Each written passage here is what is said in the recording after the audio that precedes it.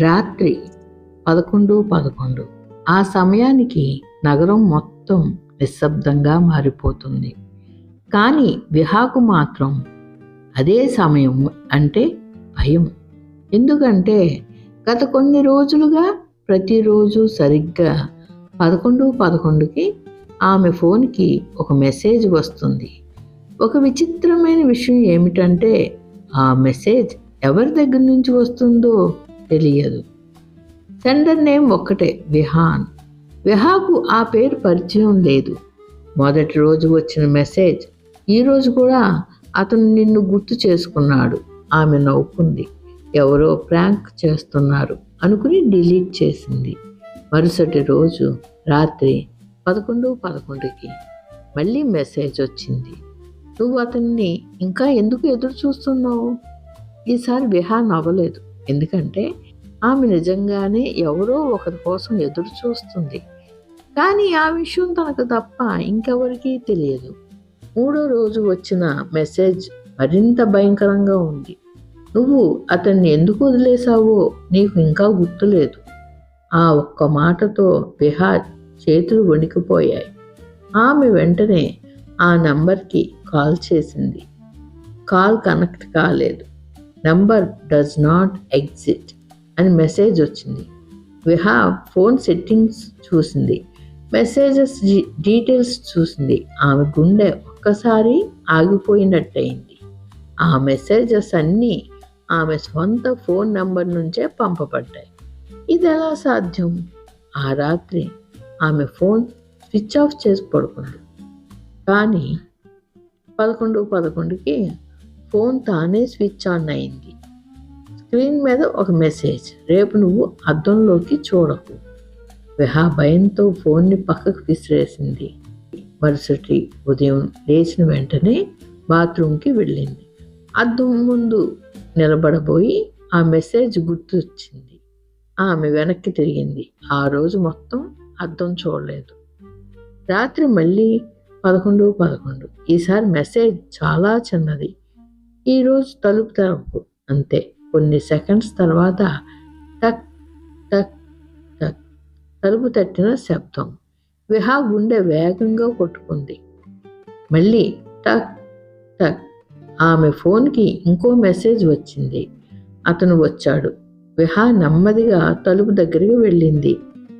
P4లోంచి బయట చూసింది. ఆమె శరీరం మొత్తం చల్లబడిపోయింది.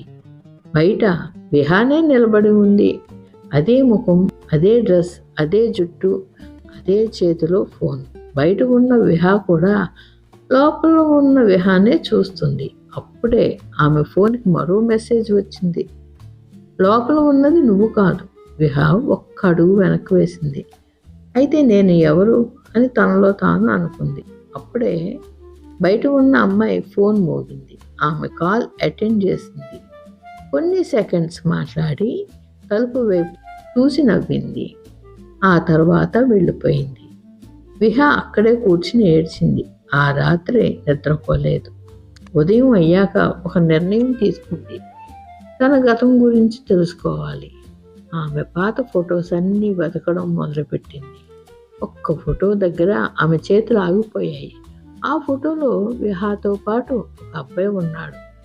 ఆ అబ్బాయి పేరు విహాన్. ఆమె గుండె ఒక్కసారి బరువెక్కింది. ఆమెకేమీ గుర్తులేదు. కానీ ఫోటో వెనక ఒక తేదీ రాసి ఉంది. అది 13th ఆగస్ట్. ఆ రోజు విహాన్ చనిపోయిన రోజు. ఆమె షాక్లో ఫోన్ని కింద పడేసింది. అప్పుడే ఆమెకు కొన్ని జ్ఞాపకాలు తిరిగి రావడం మొదలైంది. వర్షం, ఒక కారు, రోడ్డు పక్కన పడిపోయిన ఫోన్, తన చేతుల్లో రక్తం మరియు విహాన్ చివరి మాట, నన్ను వదిలి వెళ్ళిపోకు. విహా కళ్ళల్లో నీళ్లు తిరిగాయి. అసలు నిజం ఏమిటంటే ఆ ప్రమాదం తర్వాత విహాన్ చనిపోయాడు. విహా మాత్రం బతికిపోయింది. కానీ ఆ ప్రమాదాన్ని తట్టుకోలేక ఆమె మెదడు ఆ జ్ఞాపకాలను పూర్తిగా దాచేసింది.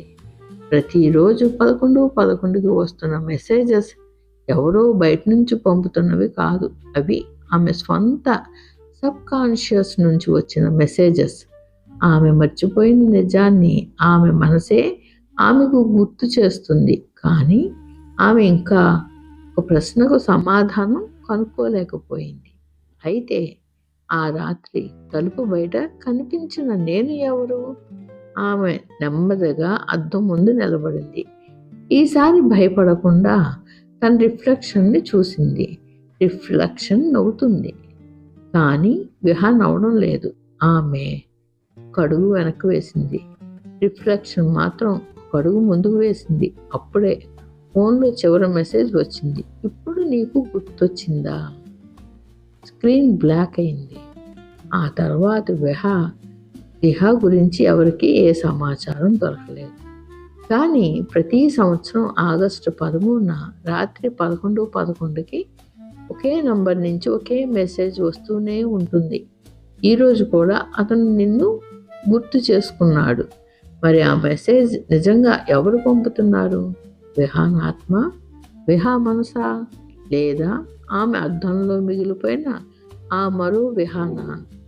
కొన్ని జ్ఞాపకాలను మనం మర్చిపోతాం, కానీ మనసు మాత్రం ఎప్పటికీ మర్చిపోదు. మీకు ఈ స్టోరీ నచ్చినట్లయితే లైక్ చేసి, షేర్ చేసి షాడో స్టోరీస్ని సబ్స్క్రైబ్ చేసుకోండి. మరిన్ని మంచి స్టోరీస్తో మీ ముందుకి.